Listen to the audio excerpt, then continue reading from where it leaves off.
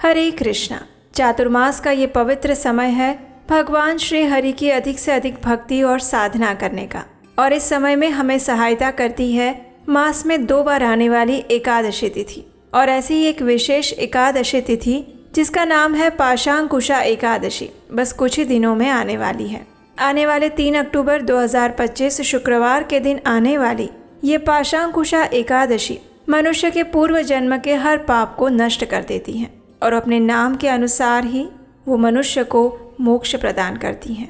जो भी मनुष्य पूर्ण भक्ति और श्रद्धा के साथ इस एकादशी व्रत का पालन करता है उसे परम भगवान श्री विष्णु की विशेष कृपा प्राप्त होती है, सभी मनोकामनाएं पूर्ण होती हैं और अंत में भगवान की विशेष कृपा के द्वार खुल जाते हैं। अश्विन मास के शुक्ल पक्ष में आने वाली ये पापांकुशा एकादशी चातुर्मास के समय में आ रही है, इसलिए भी ये विशेष है।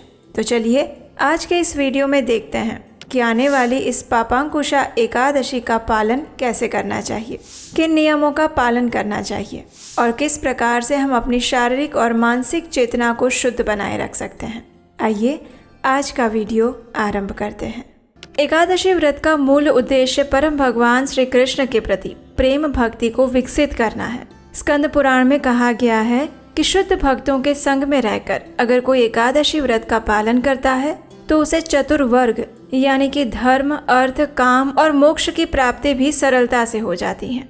लेकिन उसे ये सभी चीजें तुच्छ लगने लगती हैं और परम भगवान श्री कृष्ण के प्रति उसे अहेतु की शुद्ध भक्ति का अनुभव होता है। और इसीलिए प्रत्येक मनुष्य को इस देवशयनी एकादशी व्रत का पालन अवश्य करना चाहिए। जो भी व्यक्ति इस एकादशी का पालन कर रहे हैं उनके लिए सबसे पहले और अनिवार्य कार्य है अपनी शारीरिक और मानसिक शुद्धता को बनाए रखना। शारीरिक शुद्धता को बनाए रखने के लिए सबसे पहले एकादशी से एक दिन पहले यानी कि दशमी के दिन रात्रि में भोजन नहीं करना चाहिए और विशेषकर अन्न भोजन तो बिल्कुल नहीं लेना चाहिए। अगर आप भोजन लेना चाहते हैं तो संध्या से पहले भोजन ले लीजिए, वो भी कोई हल्का फुल्का भोजन लीजिए।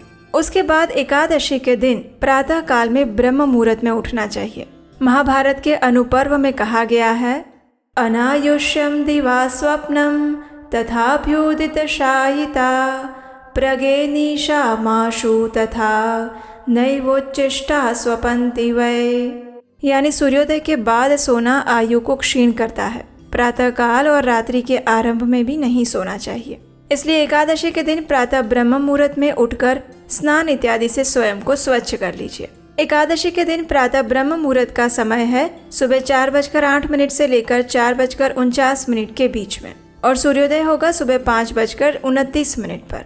इसलिए प्रयास करें कि ब्रह्म मुहूर्त में उठकर अपने प्रातःकालीन कार्य समाप्त कर लें। उसके बाद अपने घर में भगवान की मंगला आरती करें। अगर घर में नहीं कर सकते तो मंदिर में जाकर कर सकते हैं, जहाँ पर प्रातः 4:30 बजे भगवान की मंगला आरती होती हो। अपने आसपास के किसी मंदिर में जा सकते हैं। अगर ये भी संभव नहीं है तो घर से बैठकर ऑनलाइन मंगला आरती का दर्शन अवश्य करें। प्रत्येक इस्कॉन के मंदिर में प्रातः 4:30 बजे मंगला आरती की जाती है।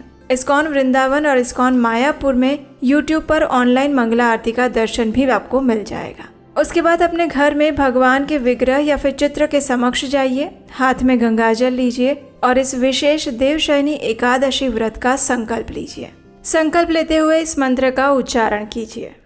एकादश्याम निराहारः स्थित्वा अहम परे हनि भोक्ष्यामि पुंडरीकाक्ष शरणं मे भवाच्युत।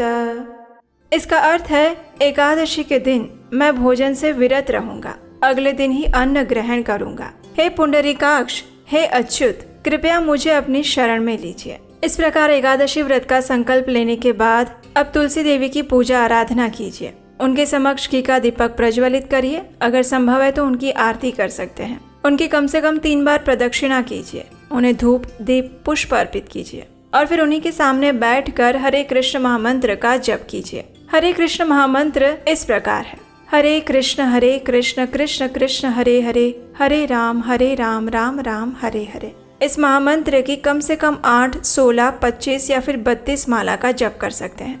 उसके बाद अपने प्रातःकालीन दैनिक जो भी कार्य है उसे समाप्त कर लें। एकादशी के संपूर्ण दिन में उपवास का पालन किया जाता है, यानी इस उपवास में अन्न वर्जित माना गया है। अन्न या फिर किसी भी प्रकार के अन्न से बनी हुई कोई भी चीज।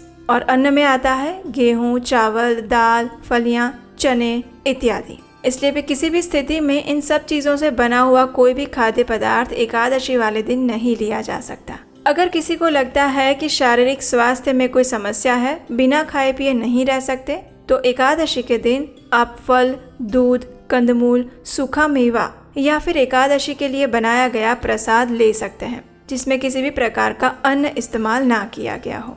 शास्त्रों में बताया गया है कि 8 वर्ष से लेकर 80 वर्ष की आयु वाले प्रत्येक व्यक्ति को एकादशी व्रत का पालन अवश्य करना चाहिए।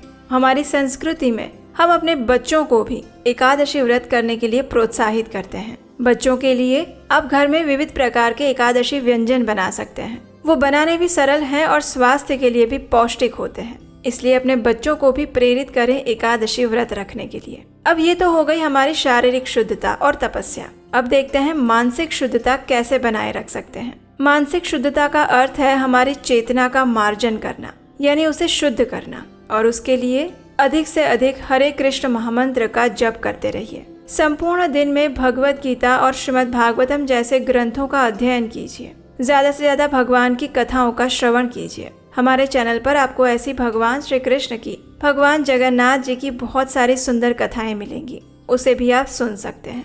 एकादशी के दिन ज्यादा सोना नहीं चाहिए, झूठ नहीं बोलना चाहिए, अन्यों की निंदा नहीं करनी चाहिए, अनावश्यक बातों में, भौतिक चर्चा में समय नहीं गंवाना चाहिए, टीवी, मोबाइल का प्रयोग भी नहीं करना चाहिए। मोबाइल का प्रयोग उतना ही कीजिए जितना आपको आवश्यकता है।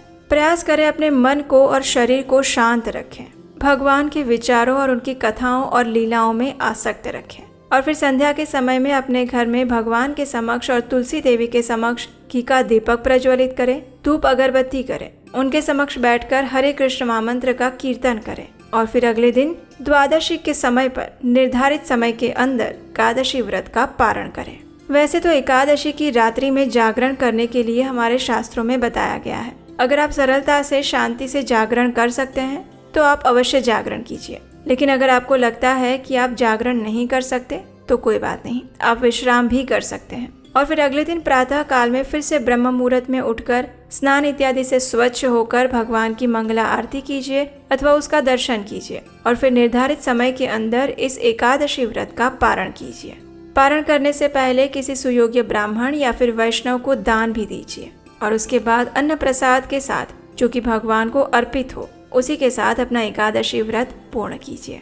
एकादशी का पारण करने की विस्तृत विधि भी हम अपने चैनल पर लेकर आएंगे, और हमें आशा है कि ये जानकारी आपको अच्छी लगी होगी, और हम आपसे मिलेंगे इसी देवशयनी एकादशी की सुंदर पौराणिक कथाओं के साथ, सिर्फ और सिर्फ आपके अपने चैनल उपदेशाष्टकम पर। हरे कृष्णा।